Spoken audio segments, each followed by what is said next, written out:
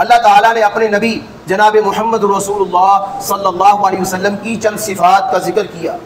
فرمایا لقد جاءکم رسول من انفسکم، اہل ایمان، قرآن پڑھنے والوں، قرآن پہ ایمان لانے والوں، قرآن کو کتاب اللہ ماننے والوں، لقد جاءکم رسول، ہم نے تمہارے اندر رسول بھیجا، پیغمبر بھیجا، من انفسکم، تمہارے اندر سے ہی بھیجا ہے، کوئی اور مخلوق نہیں. انسان ہے، تمہارا بھتیجا ہے، تمہارا بیٹا ہے، تمہارا بھانجا ہے، تمہارے کنبے قبیلے سے ہے، تمہارے معاملات کو سمجھنے والا ہے. مشرکین مکہ یہ اعتراض کرتے تھے کہ یہ کیا بات ہوئی، ساڈا ہی بھتیجا 40 سال ساڈے وچ جمیا پلیا وڈا ہویا تے ہن نبی ہو گیا. نبی کوئی فرشتہ اترنا چاہیے تھا، کوئی جن نازل ہونا چاہیے تھا. اللہ فرماتے نہیں، فرشتہ تمہارے معاملات کو نہیں جانتا. فرشتہ کبھی پیدا نہیں ہوتا، فرشتے کی اولاد نہیں ہوتی، فرشتہ آگے بچہ نہیں جنم دیتا. تم اس کے معاملات کو نہیں سمجھتے، وہ تمہارے معاملات کو نہیں سمجھتا. فرشتے کی خوراک تمہاری خوراک نہیں ہے، فرشتہ سوتا نہیں ہے، فرشتہ کھاتا پیتا نہیں ہے، شادیاں نہیں کرتا. نبی تو بھیجا اس لیے گیا کہ تمہارے تمام معاملات میں تمہاری رہنمائی کرے. جب تمہارے معاملات بھی اس کے ساتھ ملتے نہ ہوئے تو کیسی رہنمائی ہو جائے گی. اس لیے فرمایا من انفسکم، تمہارے اندر سے ہی بھیجا، تمہارا پتر بھتیجا ہے، تمہارا بیٹا ہے، بشر ہے، آدمی ہے. ہمارے کچھ بھائیوں نے کہا کہ نبی محترم جناب محمد رسول اللہ صلی اللہ علیہ وسلم بشر نہیں ہے، آدمی نہیں ہے، مٹی سے پیدا نہیں ہوئے، نور ہے. بلکہ بات تو اس سے بھی بڑھ گئی، اب تو کہنا شروع ہو گئے نور من نور اللہ ہے، نعوذ باللہ، اللہ کے نور سے نور ہے. وہی عقیدہ جو عیسائیوں نے اپنایا کہ عیسیٰ اللہ میں سے ہے، اور انہوں نے کہا کہ اللہ کے 3 جز ہیں، اللہ، مریم اور عیسیٰ، یہ تینوں مل کے خدا بنتے ہیں. یہ عقائد عیسائیوں کے تھے.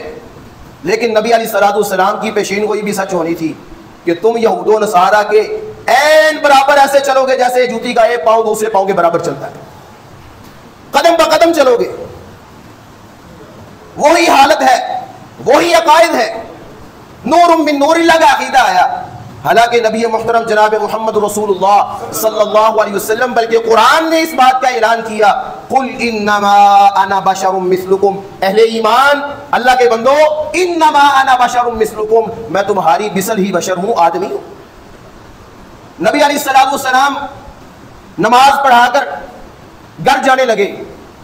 صحابہ کرام نے فرمایا اللہ کے نبی کیا نماز زیادہ ہو گئی ہے یا آپ بھول گئے ہیں؟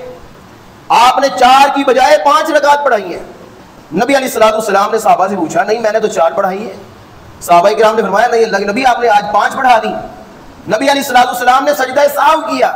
سہو کا مطلب ہے بھول جانا. نبی علیہ الصلوۃ والسلام نے فرمایا انما انا بشر مثلکم نسیت، میں تمہاری طرح آدمی ہوں، جس طرح تم بھول جاتے ہو میں بھی بھول جاتا ہوں، جب میں بھول جاؤں تو مجھے یاد کروا دیا کرو. یہ کتنی بڑی دلیل ہے. وہ عالم الغیب کہنے والے اس صحابی کا عقیدہ دیکھیے جو کہہ رہا ہے اللہ کے نبی آپ بھول گئے یا نماز زیادہ ہو گئی ہے. یعنی کہ صحابہ کا بھی عقیدہ تھا کہ رسول اللہ صلی اللہ علیہ وسلم عالم الغیب نہیں ہے. اگر یہ عقیدہ نہ ہوتا تو صحابی کی جرت نہ بڑھتی کہ رسول اللہ صلی اللہ علیہ وسلم سے یہ لفظ کہتے کہ آپ بھول گئے ہیں. کیونکہ عالم الغیب کا مطلب ہی یہ ہے اگلی پچھلی ساری باتوں کو جاننے والا، کوئی بات بھلانے نہ والا، ہر بات کو جاننے والا.